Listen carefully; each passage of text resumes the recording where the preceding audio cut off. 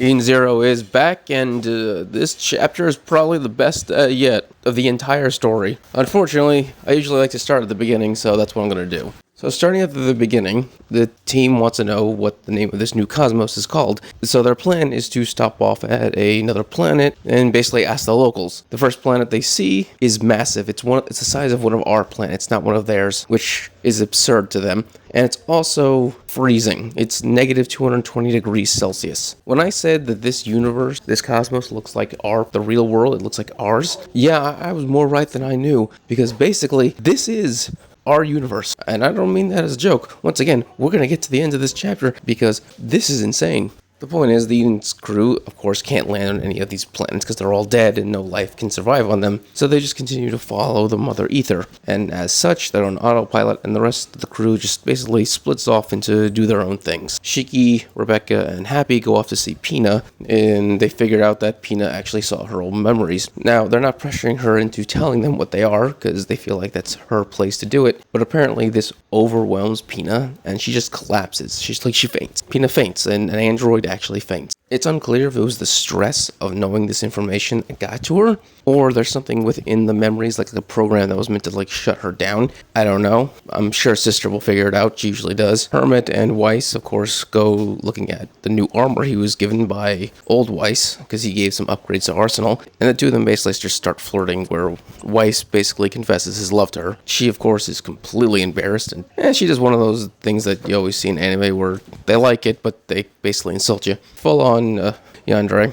But yeah, their relationship is actually moving forward, which is, nice. Valkyrie and Homer are talking, and Valkyrie starts mentioning how she was dead in the other world, and how maybe that's the natural order, the right thing that should happen. Like this universe Zero, should operate on that same rule, where if it happened in the other universes, it should happen here as well. So everyone who died should die. And obviously Homer is broken from this. Homer points out that she doesn't have to die, that's ridiculous, and that she's already lost so many people in her life, and she refuses to go through that again, and she starts crying, and Valkyrie begins to apologize for this. My only issue with what Valkyrie is thinking is that this is Universe Zero. This is the first universe. This is the original. The others are universes that are broken and shattered. They're universes where things went wrong because Cat Leaper was used to alter reality.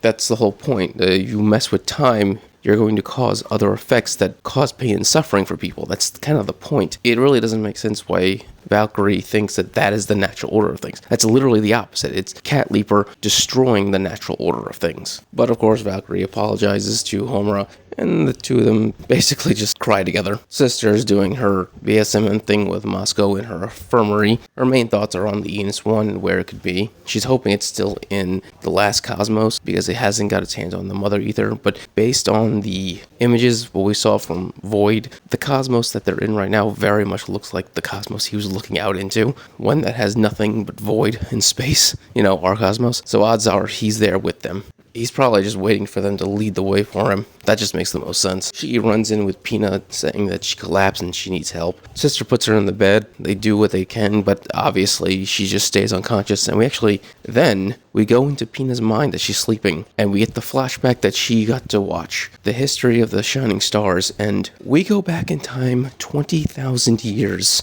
Not 20,000 years to the future when it's nothing but robots. No. We go backwards. We go to the past, 20,000 years. And we start off in New York City.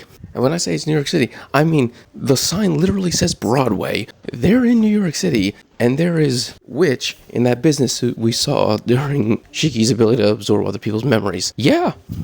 She's a businesswoman in New York City in present day, our world. She gets into a cab, calls on her phone, an actual smartphone, and she contacts someone called Yuna, who happens to be Valkyrie. Not just that, but Valkyrie apparently is a professional surfer, but she's apparently getting old and she can't do it what she used to. And I'm assuming it's supposed to be Hawaii she's in, because based on the palm trees and such, but I live in Florida, we got palm trees too, so it could really be any tropical beach. But the point is, they seem to have known each other before this happened. And not just that, but apparently they also knew Sister, who they refer to as Ivory. She's apparently a sick woman in a hospital, which, makes sense. She ends up becoming the healer. And apparently the two of them plan on visiting her. Now, based on the location what's outside, You can't really tell where Ivory's at, where Sister's at, but I'm going to assume it's Japan. And the reason for that is because we then get to see Hermit, who is in a school uniform, a sailor uniform. So yeah, she's just a high school Japanese girl. And most likely, both Valkyrie and Witch decide to visit Sister in her hospital bed in Japan, where they end up meeting Hermit as well.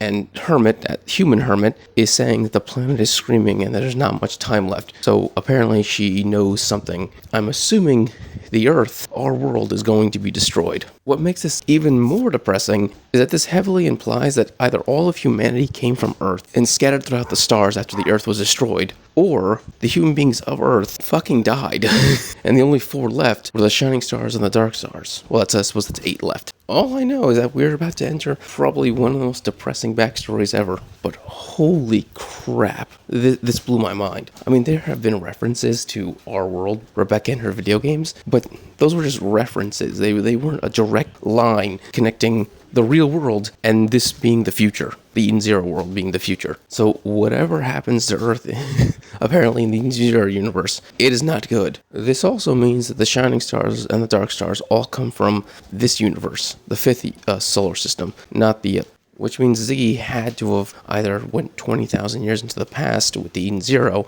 or they somehow ended up in cryo state for 20,000 years. That's insane. Or they could have been launched 20,000 years into the future like Ziggy was. That'd be even more depressing. There are so many possibilities running through my mind. But hey, if you enjoyed this video, please subscribe, give a thumbs up so you enjoy more Eden Zero and other amazing things. Thank you and have a great day.